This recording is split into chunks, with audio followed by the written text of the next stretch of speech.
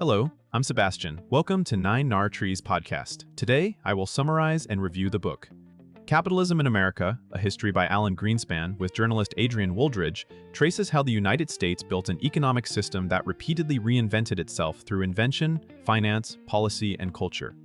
Using a broad historical sweep, the book follows American capitalism from the colonial period through industrialization, the rise of corporations, and Wall Street, the New Deal order, post-war expansion, and the more volatile era of globalization and modern finance. The authors focus on the forces that made the U.S. unusually dynamic, abundant land and resources, a talent for engineering and entrepreneurship, deep capital markets, and an institutional framework that generally protected property and contracts. At the same time, they emphasize that capitalism has never been static or purely market-driven. It has been shaped by political choices, regulations, wars, technological shocks, and public expectations about fairness and opportunity. The result is a narrative that aims to explain both American prosperity and recurring instability, while raising questions about resilience, inequality, and the future of growth. I will give you key takeaways from this book. Firstly, foundations of a high-growth economy. A central theme is how the early United States developed conditions that favored rapid capitalist expansion compared with many European societies. The book highlights the combination of geography, demography, and institutions that encouraged risk-taking and mobility. Abundant land and natural resources reduced constraints on expansion, while immigration and internal migration supplied labor and ambition. The authors also stress the importance of legal and political frameworks that supported private enterprise, such as enforceable contracts, protection of property, and relatively open access to starting businesses. Early financial innovations and the gradual development of credit channels helped connect savers to entrepreneurs, enabling projects that were larger than what family wealth could fund. Another element is the cultural esteem for practical invention and commercial success, which fed a cycle of experimentation, learning, and scaling. This section of the story frames American capitalism as a system that grew through decentralized initiative rather than centralized planning, even as government decisions on tariffs, banking, and infrastructure influenced outcomes. By describing these foundations, the book sets up later debates about whether current institutions still reward innovation and broad opportunity at the same pace. Secondly, industrialization, corporate power, and creative destruction. The narrative then follows the transformation from a primarily agrarian economy into an industrial powerhouse. This period features railroads, steel, oil, electricity, and mass production, along with the rise of national markets. The book examines how scale became a competitive advantage, pushing business organization toward large corporations capable of coordinating vast supply chains and capital-intensive technologies. With size came new forms of power, including the ability to influence prices, wages, and politics, which in turn provoked public backlash and the emergence of antitrust thinking. The authors treat this era as one of intense creative destruction. New technologies and business models generated wealth while disrupting communities, crafts, and older firms. A key implication is that American capitalism advanced through continual restructuring, not smooth equilibrium. The tension between dynamism and concentration becomes a recurring motif as policymakers and citizens tried to preserve competition without destroying the productive efficiencies that large enterprises delivered. By explaining the industrial surge and the accompanying regulatory and social responses, the book provides context for modern concerns about dominant firms and market structure in technology, finance, and logistics. Thirdly, finance, the business cycle, and the role of central banking. A major part of the analysis focuses on finance as both an engine of growth and a source of instability. The book connects the development of deep capital markets to the capacity for large-scale investment, highlighting why the United States became adept at channeling savings into ventures, infrastructure, and corporate expansion. At the same time, the authors explore the recurring pattern of booms, busts, and panics that accompanied financial innovation and leverage. The creation and evolution of central banking and monetary policy are presented as attempts to reduce the damage of crises while preserving the benefits of market-driven capital allocation.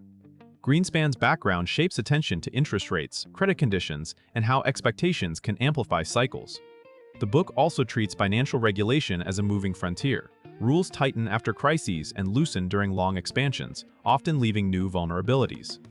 By situating modern episodes within a longer historical cycle, the authors argue that instability is not a temporary flaw, but a persistent feature of capitalist finance. The discussion encourages readers to think about trade-offs among growth, risk, transparency, and resilience when designing financial institutions and oversight. Fourthly, government, regulation, and the reinvention of American capitalism. Rather than depicting markets and government as separate spheres, the book portrays American capitalism as repeatedly reshaped by political choices. It considers how wars, depressions, and social movements expanded the state's role, while periods of prosperity often renewed faith in private enterprise and deregulation.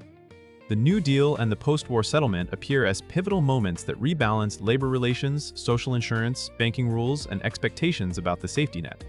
The authors track how regulation has alternated between curbing excess and enabling growth, with outcomes that depend on implementation quality and economic context. They also examine public investment and policy frameworks that supported long-term development, including infrastructure, education, and research linked to defense and technology. This topic emphasizes that capitalism survives by adaptation. When legitimacy erodes due to inequality, insecurity, or perceived unfairness, new rules emerge to restore confidence. The book uses this historical pattern to frame current debates about whether policy is keeping up with globalization, technological change, and financial complexity. Readers are invited to see regulation not as an on-off switch, but as a continuous process of institutional updating to match evolving markets. Lastly, globalization, inequality, and the future of prosperity.